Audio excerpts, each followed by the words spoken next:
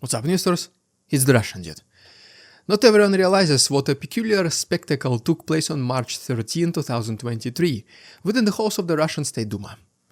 Yes, the event might have taken place 2 years ago, but today its importance is reignited as bright and relevant as ever. Several authors, each representing their own faction, gathered to sign a memorandum announcing the end of what they called the Civil War. The same civil war between Bolsheviks and separatists, red and white, that happened more than a century ago. The popular blogger Vladlen Tatarsky, a man whose name resonates loudly in certain circles, signed on behalf of the anarchists. In approximately 2 weeks he was eliminated in one of St. Petersburg cafes. Less famous figures like Roman Antonovsky and German Sadulaev added their signatures on behalf of the monarchists and Bolsheviks.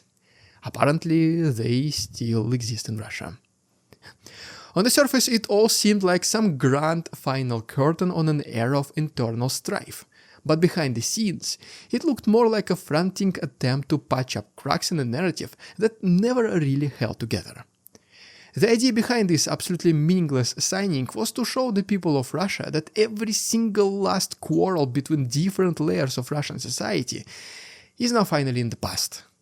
The people of Russia are now finally united under a common goal, and there are no more disputes that need to be settled, so the country can focus much better on solving its external problems, specifically the war in Ukraine. Fast forward to 2025, just when onlookers thought that Russia's political stage might settle into a calmer rhythm, rumors of potential deal between Vladimir Putin and Donald Trump reignited new flames. Whispers of trade-offs involving rare earth metals drifted in the corridors of power, stirring anxiety among those who have spent years portraying the West as an irredeemable Satanist horde. Because apparently Putin is now ready to give America some of Russia's territories, including the currently occupied ones, for them to excavate those rare earth metals.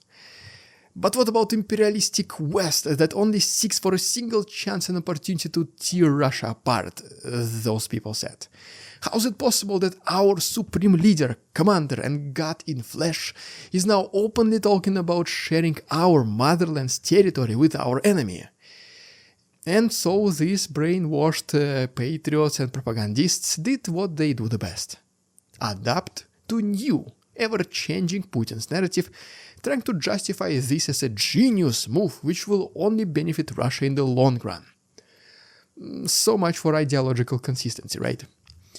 So today, let's explore how these events overlap, how the war's official justifications mutate by the day, and how some supporters feel more disillusioned than ever, because it's so easy to forget yourself when you no longer know which ideals you should follow. The famous signing ceremony in the State Duma was presented as a solemn moment in which warring factions finally closed the book on a century of conflict that supposedly lingered like a bad smell. Everyone knew it happened. There was an official end date, October 25, 1922. But because the hostilities did not fully cease until June 1923, it never felt like that the civil war of Russia fully ended with both sides accepting the outcome. Time passed and people just forgot what was the fighting even about, except several people who carried these disagreements through generations. And so, more than 100 years later, the signing of peace was just more of a symbolic gesture. The war is over, hostilities are in the past, let's shake hands and keep working together towards the greater good of the mother Russia. However, the set of characters involved hinted this was no ordinary peace deal. The event featured Vladlen Tatarsky once again, who had made a name for himself blogging about the war in Ukraine, offering very sharp commentary on everything from military operations to internal political rivalries. Could this have been the reason for his elimination? Most likely yes. Then you had Roman Antonovsky and German Sadulaev stepping up for monarchists and Bolsheviks respectively. A jarring spectacle given that these ideologies once tore Russia apart. The monarchy's spiritual leader, as Antonovsky likes to position himself, went on to publicly welcome what he called a triumvirate, if I pronounce this word correctly, of the United States, Russia and China, because in his words, these three share common interests and face the same foes: left liberal globalists and pan-Islamists. Meanwhile, Sadulayev represents a brand of modern Bolshevism, repeatedly asked on social media what Putin might be offering the Americans. Answers quickly circled around the possibility of collaborating on mining rare earth metals, with a particular emphasis on Russia's so-called new territories. All of this was extremely unusual and pretty much unbelievable at first for these people. How can Putin, the guardian of Russia, willingly give up territories to the Americans? Isn't this what Russian men in Ukraine are fighting for, to prevent this from happening? And yeah, I know that Russians fighting Ukrainians so that Americans keep their hands off historically Russian territories located on internationally recognized Ukrainian land sounds absurd, but this is what these people believe in.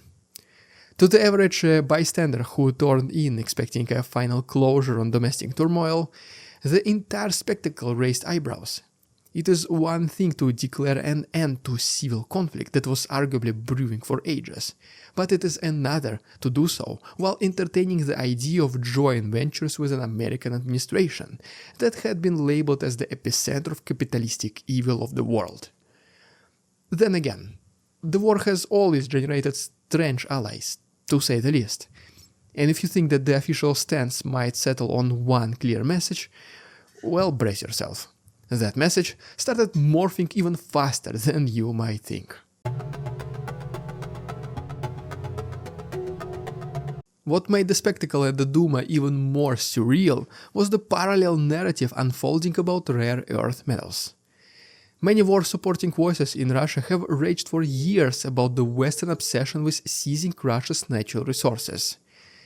You probably remember the days when biolabs infected birds and mosquitoes and talks of black mercenaries on Ukrainians' front lines dominated state media. And then, as if overnight, the topic shifted to literal satanic conspiracies, with official statements claiming that the West worships the devil, while Russia, led by its government, strives to halt Lucifer's march. Some even refer to these alleged demonic adversaries as transgender satanists, who scheme to raid Russian settlements. We obviously cannot forget about the attempts by Ukrainian leadership to resurrect their leader Stepan Bandera in the form of homunculus, abomination, sewn out of different body parts of sacrificed men, women and children. You might think all this is crazy and is only allowed to be broadcasted on channel 669 on 4 AM at night when nobody is watching. But these were the news in Russia for the past 3 years during primetime TV on main federal channels. But wait, there is more. Next, everything pivoted again. Suddenly the same leadership that warned about Western infiltration started talking about welcoming American companies to develop minerals in newly annexed regions. People remembered how, not so long time ago, President Putin personally invited partners from the United States, openly acknowledging that Russia boasts massive deposits of rare earth elements across Siberia, the Caucasus, and beyond. The message was very unambiguous.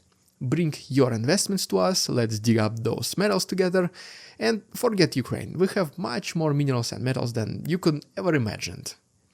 This is the very same administration that once built an entire ideology around resisting foreign exploitation.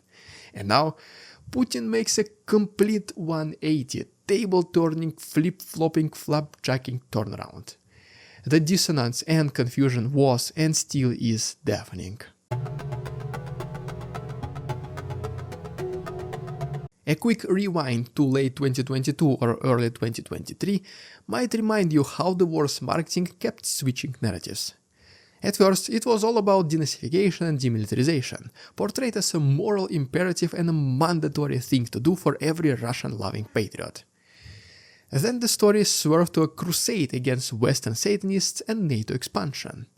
Media outlets ridiculed top political figures, insisting that the West literally worships the devil and wants to see Russia erased.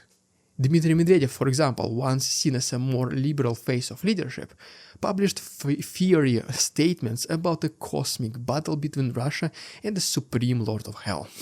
This is like literally his quote. For a while, it seemed like this apocalyptic narrative would overshadow everything else. But in the grand tradition of ephemeral propaganda, it vanished almost as quickly as it arrived, leaving behind a swirl of confusion. After all, Dmitry Medvedev used to be an actual West lover. He popularized iPhones and Apple products in Russia in 2010. He was seen wearing jeans quite often. He drank Coca-Cola, listened to rock and roll, and spent vacations in Europe and in the US. Never in a million years you would imagine him becoming whatever he is right now, constantly angry, toxic, and sarcastic person. But it did not end here. Then came the talk of synergy with American businesses, an initiative that apparently includes building new hydroelectric dams and forging unstoppable trade in aluminum, all at a comfy prices for the US consumers. That was quite a shock for those who spent months, if not years, chanting that Westerners were the spawns of hell. We ended up with a parade of perplexed posts and blogs, some accusing the leadership of caving to foreign demands. And by accusing leadership, I mean everyone but Putin. The others praised it as a masterful multi-move strategy that only a crafty statesman such as once again Putin could pull off. Basically, they tried their best to justify Putin's actions, attaching themselves to the smallest bits of data and information, borderline with conspiracy theories, just so that they can present proof that whatever the president of Russia is doing is actually a very smart, big-brain, long-term strategy. Even so, the whiplash was hard to ignore. If you've been told to despise Western devils for so long, how are you supposed to cheer them on business partners the very next day? Amid these ever-changing narratives, the war still grinds on. You might recall the flamboyant claims about foreign mercenaries or conspiracies swirling around every corner. But propaganda cannot erase real casualties. Stories come in from towns like Stary Oskol, where local reports say approximately 1 in 900 residents has been already eliminated in this conflict. Astrakhan, with its roughly 500,000 inhabitants, recently unveiled a memorial bearing the names of more than 1,000 people lost, which amounts to about 1 out of every 400.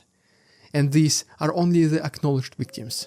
Much more will never make it to the official statistics presented by the Ministry of Defense of Russia, and even more are missing or never reported. When confronted by these grim statistics, some bloggers and correspondents try to juggle two realities. Celebrating a hypothetical future of Russia as a global mine of rare earth metals on one hand, and then trying to justify the mounting number of people who never return home on the other.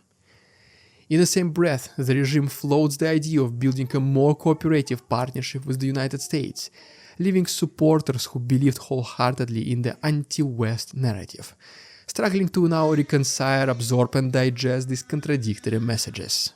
Meanwhile, the rest of the country faces the silent toll of economic hardship, social strain, and the quiet heartbreak of homes missing their fathers and sons. The possibility of a truce hangs in the air, and ironically, it is generating more friction than some war announcements did in the past. After all, what was the purpose all along? Why did we even fight the West and lay the lives of hundreds of thousands of our fellow countrymen, if in the end Putin wants to just share the bread with our biggest enemy? Well, there you have it, guys. If you enjoyed today's episode, please subscribe to my channel. Thanks so much for watching. See you tomorrow. We won't succumb to their tricks, the facade they try to sell. Their twisted words and feeble claims on us all they cannot quell.